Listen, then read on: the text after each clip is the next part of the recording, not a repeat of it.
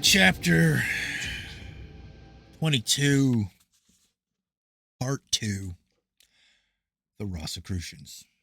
In his book, Themis Aurea, written in 1616 and 1617 and printed in 1618, Mayer, the Grand Masters, refers to the resolution passed at a meeting in 1617 in which it was formally agreed that the Brotherhood of the Rose Cross must maintain the strictest secrecy for hundreds of years. On October 31st, 1617, the Convention of the Seven at Magdeburg had indeed agreed to qualify its members during the ensuing 100 years of secrecy as the Invisibles. It had renewed its oath to destroy the Church of Jesus Christ and had decreed that in the year 1717, it would transform the fraternity into the association which could carry on a more or less open propaganda while adopting such measures of prudence as might then be deemed expedient by the leaders of the sect. Finally, the seven adopted definitely as being sufficiently original to appeal to the popular imagination Valentine Andrea's curious story of the Rose Cross, which had been secretly printed in Venice towards 1613. Robert Flood was the author of Tractatus Apologetitus, 1617, and Clavis Philosophia et Alchemia, 1633. He was greatly helped in the foundation of the Rose Cross Order in England by Francis Bacon, author of Nova Atlantis, 1624. Valentine Andrea, to whom, as we have seen, are ascribed the works Fama and Confessio, as well as Chemical Nuptials, had in 1640 been appointed preacher to the Duke of Brunswick, Wolfenbüttel, who was soon to make him his chaplain. To those who know the important part played by the Duke of Brunswick during the French Revolution, this entrance of the Brunswick family into the sect is very interesting. As a Rosicrucian, Andrea was the teacher of...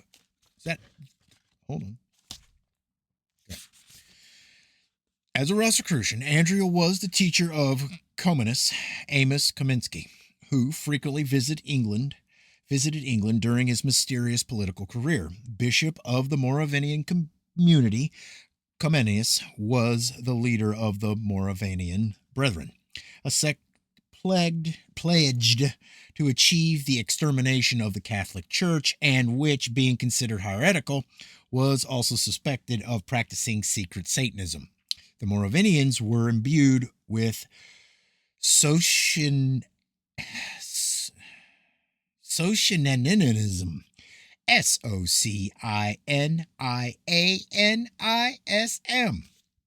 That is the doctrine of Lilius Socinus, which had been spread among them by his nephew Faustus Socinus, who had found refuge in Moravia when persecuted by the church. Their link with Rosicrucianism had already been established in the person of the pious Julius Sperber, who was also one of their leaders. When Comiskey was persecuted, he first went to London in 1641 and early the next year went to Sweden, where he was granted refuge and help by the powerful Swedish minister Count Axel Oxenstierna, himself a Rosicrucian adept and protector of another initiate, Ludwig van Geer from Holland. The combination of the pursuit of alchemy and Hermeticism was was frequently evidenced even before the official appearance of Rosicrucianism. The influence of adepts on the destinies of nations was immense. To Queen Elizabeth, the advice of John Dee, her alchemist, was always considered in matters affecting national policy, and to Dee, his crystal gazer, Edward Kelly, was indispensable as a medium. Ludwig von Geer, one of the seven present at Magdeburg, had settled in Sweden and had won over the Chancellor, Count Axel Oxenstierna, then the real regent, in view of the minority of Queen Christina, a great industrialist of Dutch birth with a colossal fortune made in the manufacture of cannon, he had become a baron, and as owner of 20 ships of the Swedish fleet, he was an indispensable man. Another striking Rosicrucian figure was Thomas Vaughan, Eugenius Philatelics, not to be confused with his pupil, George Starkey, known as Irenaeus Philatelics. It is said that it was Thomas Vaughan who, inspired by the writings of Nick Stone, conceived the idea of subverting to the ambition of the sect to which he belonged, the Guild of the Freemasons, which, owing to the universal character, lent itself better than any other to the realization of his project. Nick Stone was one of the 7 of the Convention of Magdeburg. As an architect belonging to the Guild of the Freemasons, he had helped Indigo Jones, the Grand Master of the English Lodges, which at this period was non-sectarian. On the other hand, as a Rosicrucian, he had grasped in the Luciferian sense the idea given by Faustus Socinus, and he had composed for the 9 grades of the fraternity rituals which the chiefs declared remarkable. His ritual of the 8th degree, Master Templi, was really satanic. Thomas Vaughan, struck by these manuscripts, wondered whether it would be possible to extend the teaching of the Rose Cross to all accepted Masons, who were then admitted to the lodges in the honorary capacity. The Freemasons received in their guild under the names of accepted Masons, peers, and men of letters or professional men, as well as rich bourgeois, I think that's bourgeois, who enhanced the brilliancy of their meetings and patronized their entertainments. These honorary members were their protectors and benefactors. Vaughan believed that this element, gifted with certain intellectual qualities, would lend itself better to the propagation of the principles of occult Socinism than the workers of the fellow craft, and having made up his mind that this was the solution of the problem, he hastened to put it into practice. Some brothers of the Rose Cross were already mingling with the Freemasons. Among the members of the Warrington Lodge were Richard Pennock, James Collier, Richard Sankey, Henry Littler, John Ellum, and Hugh Brewer, and in London, the Whartons and their friends had slipped into the lodge as accepted Masons. Thomas Vaughan encouraged them to spread the principles of Socinus. Finally, at a meeting on the May 14th, May 1643, he announced that their desultory efforts at restrained proselytizing should be supplanted. Got lost. By a definite program of entering the guild lodges with the object of using them as instruments to an end. The account of this meeting of the 14th May 1643 is given in full in the memoirs of Philatelics, and the whole plan of the Freemasonry of today is therefore revealed. So, blended are truth and fiction in the active career of this adventurous adept that Vaughan must always remain one of the most mysterious characters of Rosicrucianism. When the plague of 1665 drove the court from London to Oxford, Thomas Vaughan went thither with his patron the king, and a little later took up his residence with the rector of Albury and Reverend Sandcam, at whose house, in February 27th of that year, he was killed by an explosion in the courts of chemical experiments.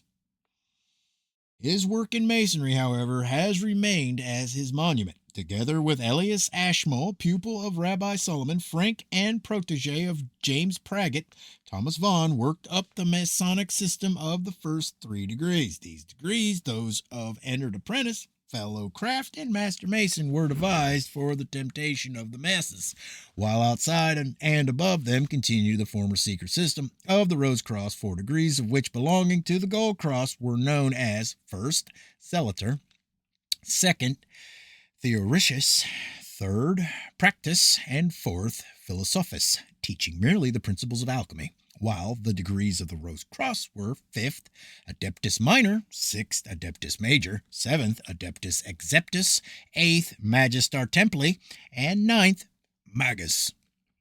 The contemporaneous with, how do you say that word? contemporaneous with the evolution of free thought against revealed. Well, I wish I knew what that word meant so that I could make the sentence make sense, but whatever. Contemporaneous with the evolution of free thought against revealed religion broke the revolution against civil authority, plunging England into the throes of civil war. Oliver Cromwell was successful at the head of the Parliament troops, while Charles I was everywhere betrayed by men on whom he relied. Henry Blount was among the traitors accruing to Cromwell after the Battle of Edgehill. At least the defeat of the king was his pretext, for treason was everywhere premeditated. The word of order was given by the Rose Cross, which had spread rapidly among the Puritans. The year 1644 ended with the destruction of the royal power in February 9, 1649, the day on which the head of Charles I fell at Whitehall consummated its ruin. The royal power had in fact been wrecked when the troops of Parliament were victorious, when the Queen was obliged to take refuge in France, when the Prince Palatine Robert had been defeated, when York had been taken, and when the Commons had obtained against Laud, the Protestant Episcopal Bishop of London, Archbishop of Canterbury, the bill of attainder which declared him guilty of the crime of treason. Laud had stood for resistance to the Puritans. How many pages is this one? Hold on, we're going to finish it, though. I ain't stopping today. The connection of the Cromwell family with that of the celebrated Thomas Cromwell, Earl of Essex, whose political ideas formed in Italy under the guidance of Machiavelli had so greatly affected the trend of English history, is here not devoid of interest. In 1767, a document was discovered which revealed the existence of a society of Freemasons in Italy with about 64,000 members. The document said, "At last the great mine of the Freemasons of Naples is discovered, of whom the name but not the secret was known. The circumstances are alleged by which the discovery was brought about. A dying man revealed all to his confessor that he should inform the king thereof. A knight, who had been kept in great state by the society, having had his pension withheld, betrayed the Grand Master of the Order of the King. The Grand Master was the Duke of San Severo. The king secretly sent a confidential officer with 3 dragoons to the duke's mansion, with orders to seize him before he had time to speak to anyone and bring him to the palace. The order was carried out, but a few minutes after a fire broke out in the duke's mansion, destroying his library, the real object being, as is supposed, to burn all writings having reference to Freemasonry. The fire was extinguished in the house guarded by troops. The duke, having been brought before the king, openly declared the object, system, seals, government, and possessions of the order. He was sent back to his palace, and there guarded by troops, lest he should be killed by his former colleagues. Freemasons have also been discovered at Florence, and the Pope and the Emperor have sent thither 24 theologians to put a stop to the disorder. The king acts with the greatest mercy towards all implicated to avoid the great dangers that might ensue from a contrary course. He has also appointed 4 persons of great standing to use the best means to destroy so abominable a sect, and has given notice to all the other sovereigns of Europe of his discovery and the abominable maxims of the sect, calling upon them to assist in the suppression which it will be folly in them to refuse to do. For the order does not count its members by thousands, but by millions, especially among Jews and Protestants. Their frightful maxims are only known to the members of the 5th, 6th, and 7th lodges, whilst those of the first 3 know nothing. And those of the 4th act without knowing what they do. They derive their origin from England, and the founder of the sect was that infamous Cromwell, first bishop and then lover of Anne Boleyn, and then beheaded for his crimes, called in his day the scourge of rulers. He left the order an annual income of 10,000 Sterling. It is divided into 7 lodges. The members of the 7th are called assessors of the 6th, grand masters of the 5th, architects of the 4th, executors. Here the secret ends. Of the 3rd, Rokuri. Of the 2nd, the 1st, novices and proselytes. Their infamous idea is based on the allegory of the Temple of Solomon, considered in the first splendor and then overthrown by the tyranny of the Assyrians and finally restored, thereby to signify the liberty of man after the creation of the world, the tyranny of the priesthood, kings, and laws, and the reestablishment of that liberty. Get that? Good. As for Oliver Cromwell, Lord Protector of England, there is no record of his having been an accepted Mason. He was, however, on the best of terms with Richard Penkett and is supposed by many to have been secretly affiliated to the Rose Cross, but whether an adept or not, he served the purpose of the sect, destruction of the royal and eschatological Christian power. After the death of Charles I, Cromwell appointed an assembly of lawyers and divines to consider the petition of Manasseh ben Israel, 1604 to 1657, demanding the abolition of the legal exclusion of the Jews from England. In December 1655, the legal prohibition was removed. 11 years after 1666 occurred the Great Fire of London. Does the following letter help to solve the mystery of this historical disaster? It was one of many written by the secretary-interpreter of the Marquis de Lovus, an English spy, to his chief in England, published in London in 1697 by D. Jones Gent. Of the firing of the city of London in 1666, my lord, I am fully satisfied by what I have both seen and heard at Paris and elsewhere, that the Duke of York was in the year 1666 brought quite over to the French interest, and I have heard strange stories related concerning his conduct at the time of the dreadful conflagration of the city. Looking upon it Janus-like, with one face seeming concerned for that lamentable disaster, and with the other rejoicing to see that noble pile reduced to ashes and its citizens ruined, who had at all times been the greatest propugnators for liberty and property, and oppressors of that religion which he now not only secretly protests, but was even ready publicly to own, and rewarding those incendiaries of St. James, who then were suspected generally to be Frenchmen, as your lordship well may remember, but by our minutes it does appear 12. Afterwards, James 2. Okay, wait. Ugh. These old people, old writings are... Sorry, just hold on. Here they were not such. Okay, let me do that again. Sorry, I don't give a shit.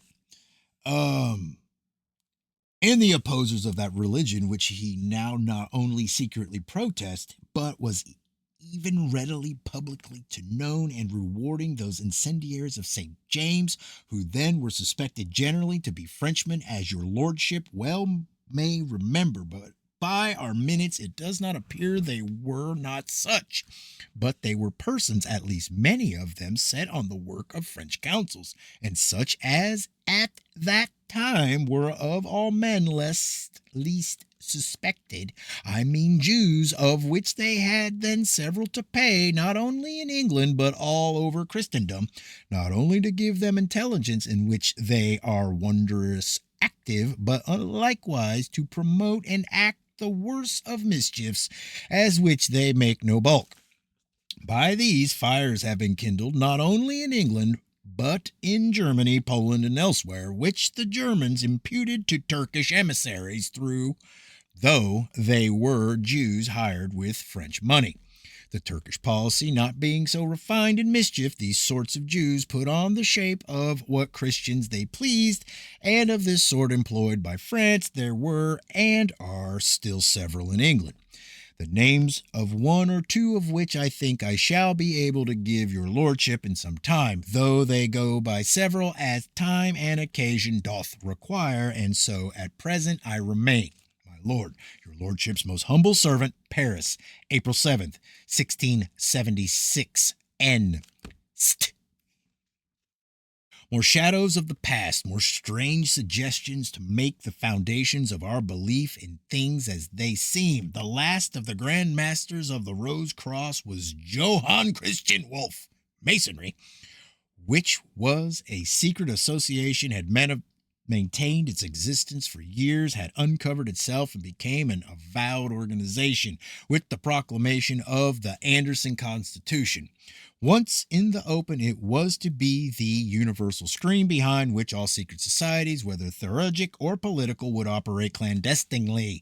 Masonry, with its proclamation of the three philanthropic and altruistic degrees, with no apparent real secret, declaring itself Christian and non-political, would become the center in which ignorant men, recruited and duped, could act like puppets animated by unseen hands pulling unseen strings.